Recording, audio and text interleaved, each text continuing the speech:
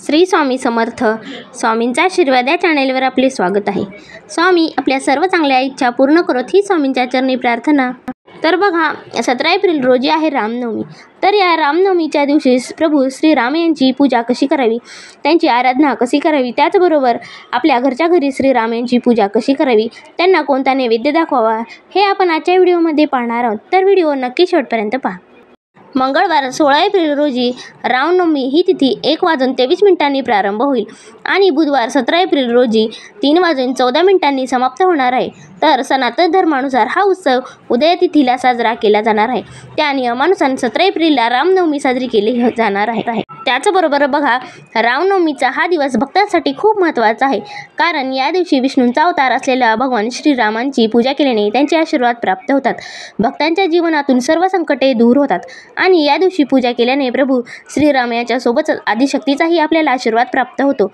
तर या रामनवमीला केलेल्या व्रतामुळे माणसाच्या मनोवांछित इच्छा पूर्ण होतात. रामरक्षा याच्या पठणाने सर्व कष्टांचे निवारण होते असे म्हटले जाते. म्हणूनच बघा, या रामनवमीच्या व्रत आणि सेवा उपाय केल्याने आपल्याला आपली सर्व इच्छा मनोकामना पूर्ण होतात आणि प्रभू श्रीराम यांचा आपल्यावर आशीर्वाद प्राप्त होतो. म्हणूनच बघा, या दिवशी आपल्याला श्रीराम यांच्यासाठी व्रत करायचे आहे. आणि जर तुम्हाला मंदिरामध्ये जाऊन पूजा करणे शक्य होत नसेल तर आपण आपल्या घरामध्ये सुद्धा रामनवमीची पूजा करायची आहे. तर बघा, घरच्या घरी पूजा कशी करावी आणि ते व्रत कसे करावे, पूजा विधी, शुभ मुहूर्त आणि त्यांना प्रभू श्रीराम यांना आपल्याला नैवेद्य काय दाखवायचं हे आपण आज पाहू. तर बघा, जर आपल्या घरामध्ये आपल्याला पूजा करायची असेल तर त्या दिवशी आपल्याला घराची स्वच्छता करायची आहे आणि आपल्याला देवघरासमोर किंवा देवघराच्या बाजूला आपल्याला श्रीराम यांची पूजा करायची आहे. श्रीराम यांची मूर्ती असेल तर आपल्याला चौरंगावरती स्थापन करायची आहे. श्रीराम पूजनाचा संकल्प त्यानंतर करायचा आहे. श्रीरामांचे आवाहन करून त्यांचा अभिषेक करायचा आहे. त्यानंतर अभिषेकानंतर आपल्याला हळद, कुंकू, चंदन आणि फुले अर्पण करावी. त्यानंतर धूप, दीप आणि नैवेद्य दाखवावा, त्यांची आरती करावी. अशा प्रकारे मनापासून श्रीराम यांची आपल्याला पूजा करायची आहे. त्याचबरोबर बघा, पूजेमध्ये आपल्याला त्यांना पिवळ्या रंगाचे वस्त्र अर्पण करायचे आहे आणि तसेच पिवळ्या रंगाची फुलाची माळसुद्धा अर्पण करायची आहे.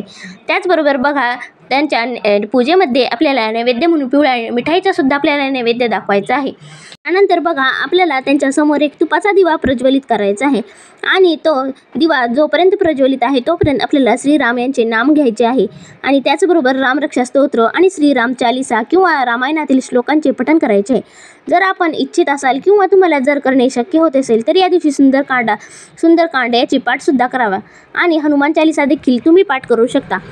अशा प्रकारे आपल्याला संपूर्ण दिवस आपल्याला श्रीराम यांची पूजा करायची आहे आणि त्यांची सेवा आराधना करायची आहे. जर आपल्या घरामध्ये जर श्रीरामनवमीची पूजा केली, जर आपण व्रत केले तर नक्कीच आपल्यावर श्रीराम यांची कृपा राहील आणि आपल्या घरातील ज्या काही अडचणी असतील, ज्या काही दुःख दारिद्र्य असेल ते सर्व मिटून आपल्याला त्यांचा कृपाशीर्वाद राहील. आणि ज्या घरामध्ये श्रीराम यांच्या नामसुद्धा घेतले जाते बघा, त्या घरामध्ये कुठलीही वाईट नजर, वाईट बाधा किंवा नकारात्मक गोष्टी त्या घरामध्ये प्रवेश करत नाहीत. म्हणून श्रीराम यांच्या जन्मदिवसानिमित्त आपल्याला श्रीराम यांची पूजा करायची आहे आणि आपल्याला जमेल तितके श्रीराम नामाचा आपल्याला जप करायचा आहे. त्याचबरोबर बघा, या दिवशी आपल्याला आवश्यक तितके किंवा आपल्याला जमेल तितके दान करायचे आहे. असे दान केल्याने आपल्या घरामध्ये आर्थिक भरभराट होते आणि श्रीराम यांची कृपासुद्धा आपल्यावर राहते.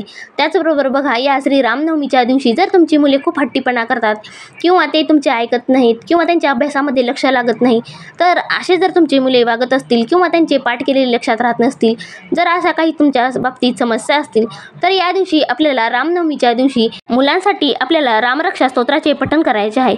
हे रामरक्षा स्तोत्राचे पठण केल्यामुळे आपल्या मुलांमध्ये फरक जाणवू लागेल. म्हणूनच बघा, या रामनवमीच्या दिवशी आपल्याला जमेल तितक्या श्रीराम यांच्या सेवा करायच्या आहेत आणि त्यांचा कृपाशीर्वाद आपल्यावर राहावा. आपल्या घरामध्ये सुख, शांती, समृद्धी यावी.